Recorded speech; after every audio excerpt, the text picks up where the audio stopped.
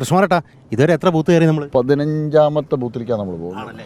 എണ്ണം എനിക്കറിയില്ലെങ്കിലും 14 ബൂത്തിൽ കയറി. നമ്മൾ 14 ബൂത്തിൽ കയറി.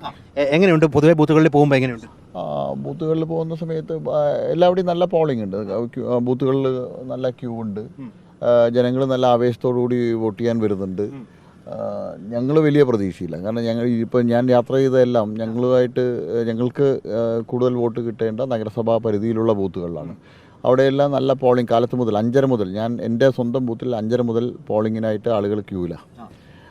അതൊക്കെ തെളിയിക്കുന്നത് വലിയ ആവേശത്തോടുകൂടി NDAക്ക് അനുകൂലമായി വോട്ട് ചെയ്യാൻ ആളുകൾ വരുന്നു എന്നുള്ളത്, വോട്ടർമാർ വരുന്നു എന്നുള്ളതാണ്. അത് ഞങ്ങളുടെ നേരെ പോവാം, ശുഭപ്രതീക്ഷ വർദ്ധിക്കുന്നു.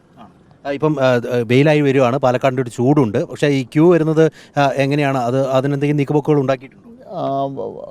പോളിംഗ് സ്റ്റേഷനുകളിൽ കഴിഞ്ഞ ലോക്സഭാ തെരഞ്ഞെടുപ്പ് സമയത്തെല്ലാം കുടിവെള്ളം എല്ലാം കരുതണം എന്നുള്ളത് നിർബന്ധമായിട്ടും നിർദ്ദേശം കൊടുത്തിരുന്നു ഇലക്ഷൻ കമ്മീഷൻ. ഇത്തവണ ബൂത്തുകളിൽ പോകുന്ന സമയത്ത് അത് കാണാനില്ല. ഞാനത് റിട്ടേണിംഗ് ഓഫീസറെ വിളിച്ചത് സംബന്ധിച്ച് അത്തരം സജ്ജീകരണങ്ങൾ ഒരുക്കാൻ ആവശ്യപ്പെടുന്നുണ്ട്. ചില ബൂത്തുകളിൽ പോളിംഗ് വളരെ മന്ദഗതിയിലാണ് നടക്കുന്നുണ്ടായിരുന്നത്. അങ്ങനെയുള്ള 4 ബൂത്തുകൾ സംബന്ധിച്ച് റിട്ടേണിംഗ് ഓഫീസറെ അറിയിച്ചിട്ടുണ്ട്. അഡീഷണലായിട്ട് പോളിംഗ് ഓഫീസർമാരെ അവിടെ 10 മണിക്ക് മുമ്പായിട്ട് നിയോഗിക്കാമെന്ന് പറഞ്ഞു. ഇന്നലെ പരസ്യ വിവാദമൊക്കെ വന്നത് നമ്മൾ കണ്ടിട്ടുള്ളതാണ്. ഇന്നിപ്പം സന്ദീപ് വാര്യർ സമസ്ത നേതാവ് ജിഫിർ മുത്തുക്കോയ തങ്ങളെ കണ്ടിട്ട് സൂര്യ തേജസ്സുള്ള പ്രസ്ഥാനമാണ്, നേരത്തെ കാണണമെന്ന് ആഗ്രഹിച്ചിരുന്നതാണെന്നൊക്കെയാണ് ഇന്ന് രാവിലെ പോയിട്ട് പറഞ്ഞിട്ടുള്ളത്. എത്ര കുളിച്ചാലും ഈ പറഞ്ഞതെല്ലാം മാറില്ലല്ലോ. അതെല്ലാം ജനങ്ങളുടെ മനസ്സിലുണ്ട്. ഈ UDF പിടിച്ചത് വലിയ പുലിവാല. UDFന് അവരുടെ പരമ്പരാഗതമായിട്ട് അവർക്ക് ലഭിച്ചുകൊണ്ടിരുന്ന വോട്ട് പോലും നഷ്ടപ്പെടുന്ന സ്ഥിതിയിലേക്ക് പോയിരിക്കുകയാണ്. കയ്യിലിരിക്കുന്നത് കക്ഷത്തിലിരിക്കുന്ന പൂവും ചെയ്തു, പറക്കുന്നത് പിടിക്കാനും പറ്റാത്ത സ്ഥിതിയിലായി UDF. കഴിഞ്ഞ 2 ദിവസത്തിലായി UDF വലിയ പ്രതിരോധത്തിലല്ലേ. ഇതിനെല്ലാം മറുപടി പറയേണ്ട സ്ഥിതിയിലേക്കായി മാറി. അവസാനത്തെ 2 നാളുകളിൽ പ്രതിരോധത്തിലായിരിക്കുക UDF.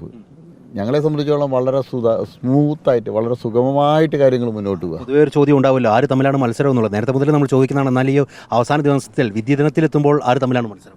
അല്ല, ഞങ്ങൾ വിജയം ഉറപ്പിച്ചു കഴിഞ്ഞു. 2ാം സ്ഥാനത്തിനായിട്ട് 2 മുന്നണികളും മത്സരിക്കുന്നുണ്ട്. അതിൽ ആര് 2ാം സ്ഥാനത്ത് എത്തും എന്നുള്ളത് മാത്രമേ ചിന്തിക്കേണ്ടതുള്ളൂ, അത് മാത്രമേ നോക്കേണ്ടതുള്ളൂ. ഞങ്ങൾ 1ാം സ്ഥാനത്ത് തന്നെയാണ്. ഞങ്ങളുടെ ഭൂരിപക്ഷം മാത്രമേ ഞങ്ങൾക്ക് അറിയേണ്ട ആവശ്യമുള്ളൂ. ഈ വോട്ടർമാർ പലരും മറ്റ് മണ്ഡലങ്ങളിൽ നിന്നും ദൂരസ്ഥലത്തു നിന്നൊക്കെ ഇവിടെ വോട്ട് ചെയ്യാൻ വരുന്നു എന്നുള്ള ചില വിവരങ്ങളൊക്കെ വരുന്നു. അതെ, ഇത്തവണ വളരെ ആവേശത്തോടു കൂടിയിട്ടാണ് വോട്ടർമാർ വന്ന് വോട്ട് ചെയ്യുന്നത്. എൻ്റെ ബൂത്തിൽ കാലത്ത് ബാംഗ്ലൂരിൽ നിന്ന് എത്തിയ ഒരു IT മേഖലയിൽ പ്രവർത്തിക്കുന്ന ഞാൻ ഉദ്ദേശിച്ചതല്ല, 2 വോട്ടുള്ള ആളുകളും ചില മണ്ഡലങ്ങളിൽ നിന്നൊക്കെ വരുന്നുണ്ട്. ഇല്ല, ഞങ്ങൾക്ക് ഇരട്ട വോട്ടിനെ സംബന്ധിച്ച് ഞങ്ങൾക്ക് ആശങ്കയില്ല. അത്തരം ഒരു ഇരട്ട വോട്ടുകാരെ ഞങ്ങൾ വ്യാപകമായിട്ട് ചേർത്തൊന്നും ചെയ്തില്ല. യഥാർത്ഥ വോട്ടർമാർ, ഇവിടെ പാലക്കാട് താമസിക്കുന്ന യഥാർത്ഥ വോട്ടർമാരെ ഞങ്ങൾ വോട്ടർ പട്ടികയിൽ ചേർത്തിട്ടുള്ളൂ. ഇരട്ട വോട്ട് ചേർത്ത 2 മുന്നണികൾക്കുമാണ് അതിനെ സംബന്ധിച്ചുള്ള ആശങ്കയുള്ളത്.